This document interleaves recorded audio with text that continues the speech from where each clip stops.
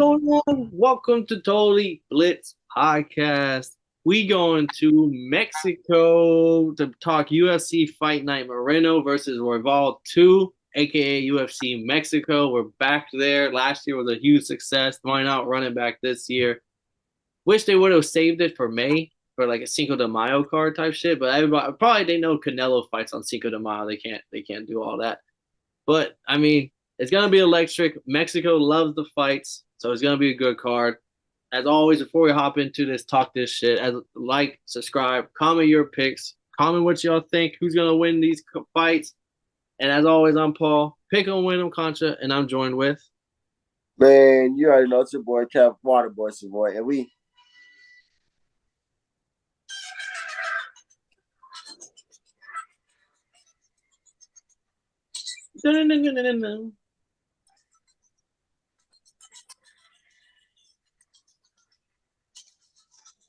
Hey, Viva Mexico, man! Come on, man. I'm bad. My speaker was supposed to be out. I don't know what the fuck happened, but Viva Mexico, man. This is you know how I love my Mexican fighters, dog. And we got some hitters out here now. You know, Brandon Moreno coming back.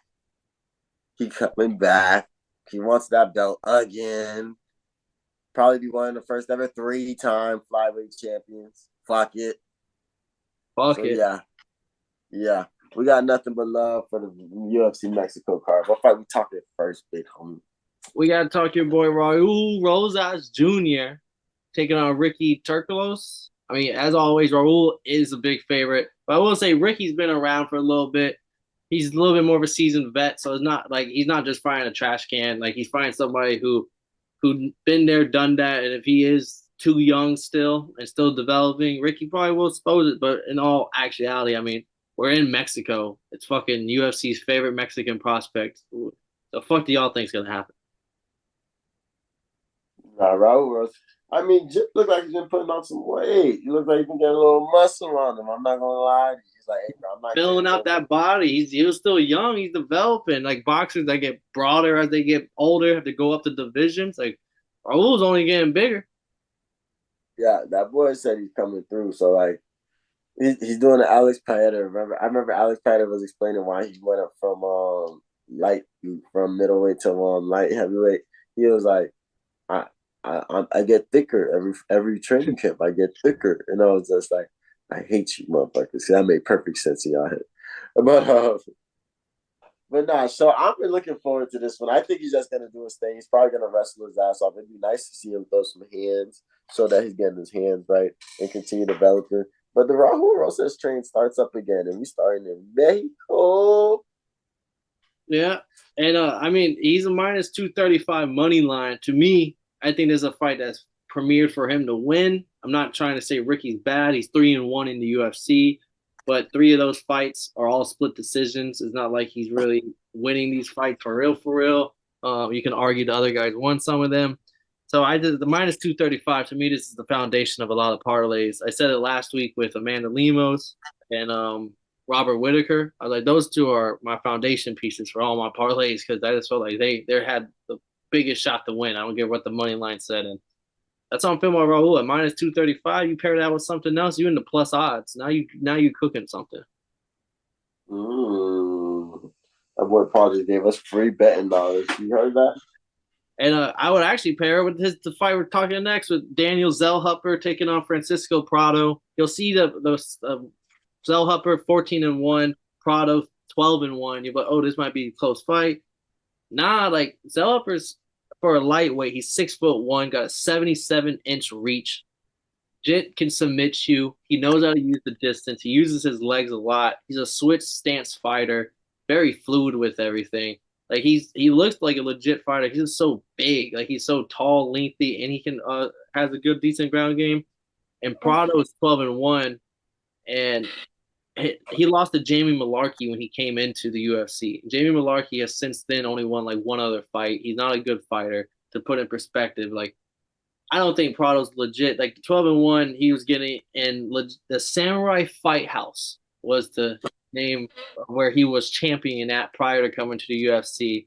Not Wait, trying. how did he become? How did he become? Did he go through like Dana White or something like Contender Series or like Road to Glory? No, Like, he was the champion on Samurai Fight Club. Had like three.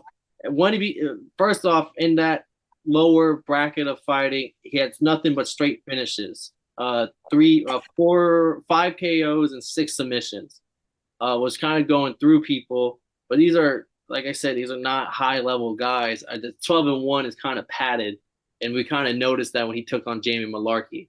And Jamie Malarkey's not a good UFC fighter. So that's why I think Del Hupper minus 275 is the other foundation parlay piece. It's like, okay, well, you're giving me anything under minus 300, like that's a steal for me with Del Hupper. He's gonna it's in Mexico with two Mexican everyone you know what it is. They're pushing their boys. you know how it goes. We done seen him do it before. And they're gonna do it again. But then we really get into the meat and potatoes of this card. It's top heavy with the co-main and main event. Yair Rodriguez rematching Brian Ortega. We all know what happened at UFC Long Island last year, or maybe the year before. I think it was last year. Ortega gets the takedown.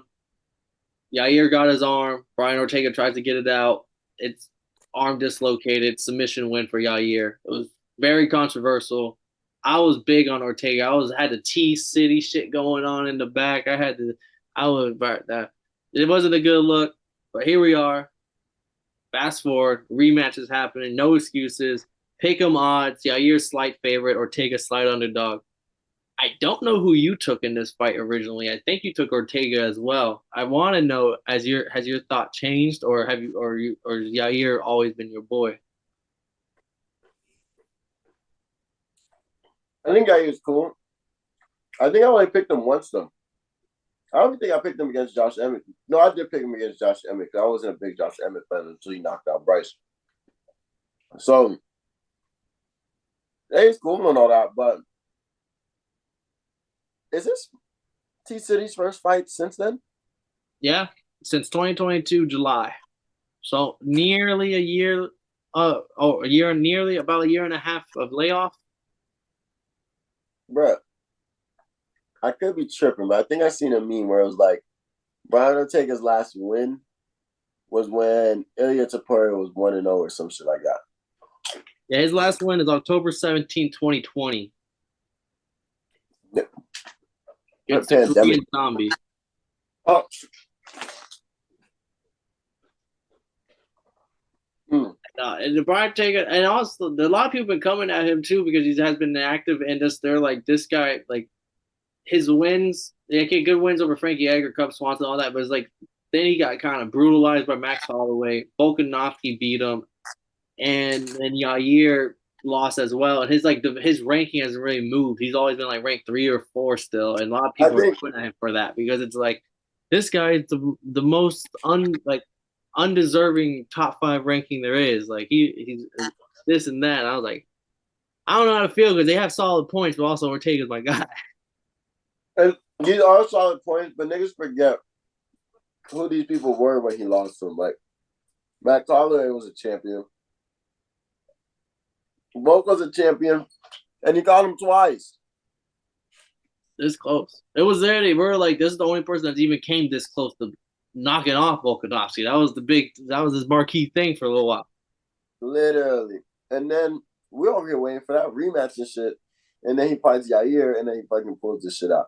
So I can see why they didn't do nothing about it. It's the same way that like John Jones was like #1 pound for pound forever. Even though like he wasn't fighting and shit like that. Even though, like right now type shit. I think Islam one. But that's what it is, man. Like you can't even like trip on Brian Ortega. But I think I might have Yair on this one just because you know how I feel that you don't get better at Inactivity. Something. Yeah, when you don't do it. And that's a long time, and it's literally you're picking up back where you left off. So like it's not like you have to change your game plan too much or nothing like that. But Yair's got some championship experience now. This nigga beat Josh Emmett, sub Josh Emmett, and he got knocked out by Volk, but he understands what like 5 rounds look like. No, he doesn't, but he knows what it is to prep for a 5-round camp and all that good stuff. So does Brian Ortega, but like Yair's matured since then, and I think he's gonna show it in this fight.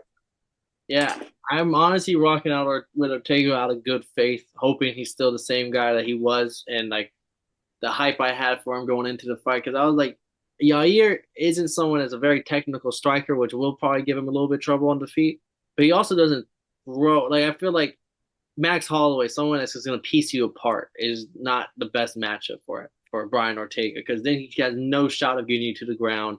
You're just going to keep piecing him up, volume, footwork, nothing. They just tee off on him.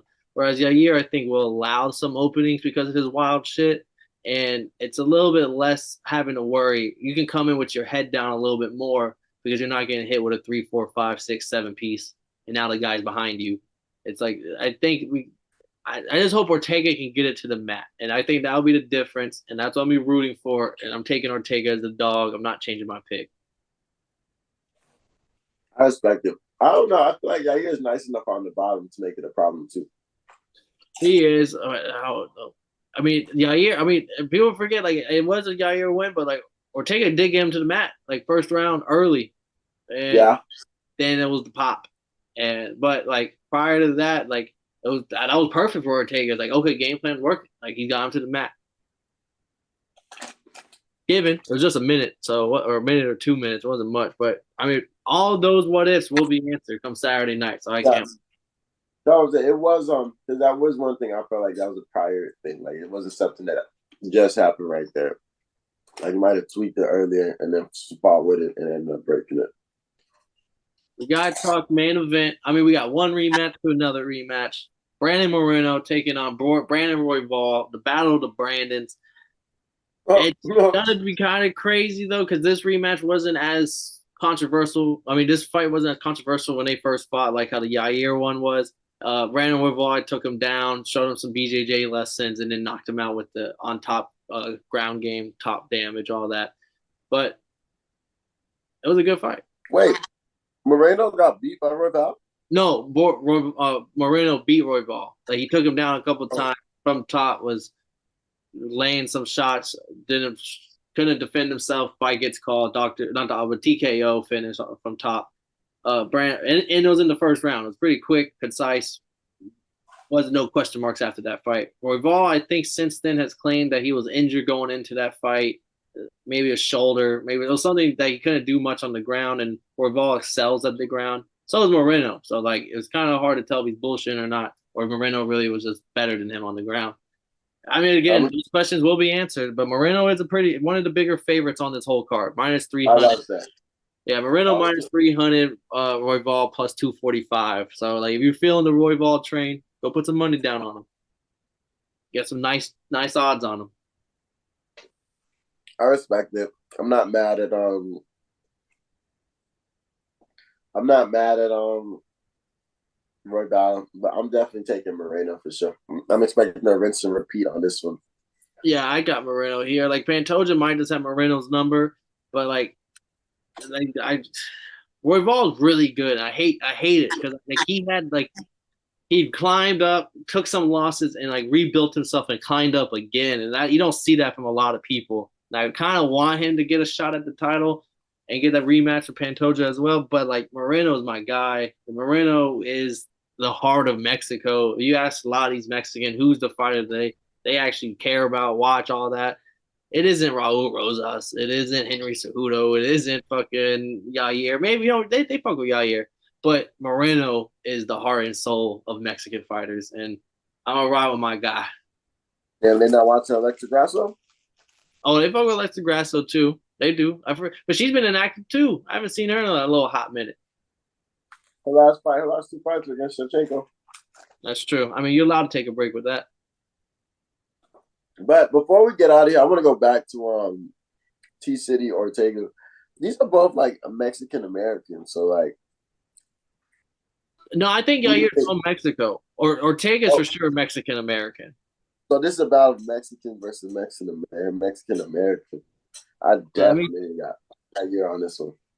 yeah, I Cause mean, Yair be training in the Mayan temples and shit like that. yeah. Yair's from Parral, Chihuahua, Mexico. Yeah, so yeah, I'm definitely taking Yair on this one. Mexican versus Mexican American. Man, they might boo Ortega out the building.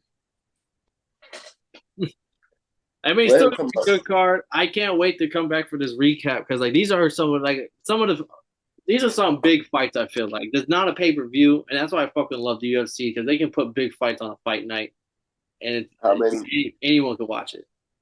How many sombreros are we gonna see? Is that a bet? Is there a bet out there for that? There's Oh prop my for that. god, bro! It's gonna be sombrero galore. You're gonna see a lot of sombreros, and I feel like the sombreros are gonna be more of like the tourists or people coming in. We're gonna see a lot of cowboy hats, and the cowboy hats are gonna be the real rancheros, the real Mexicans. And then what about the punchers? Probably a few of those. I think Yair's coming I up. can't wait to see the entrances. Some of these people, because like I feel like Raul's gonna have one of them's gonna have. I feel like it might be Raul, but I feel like one of them's gonna have like a live mariachi band there, walking them out type shit. Like it's gonna be a whole vibe. Oh, that would be fine. And that doesn't even sound expensive. But I doubt Davey's letting that go. But we'll see, man. But yeah, it's gonna be a good one, man. Yes, sir. Can't wait to catch y'all on the recap. We made our picks. Now y'all gotta do the same down in the comments section, and as well like it while you're there.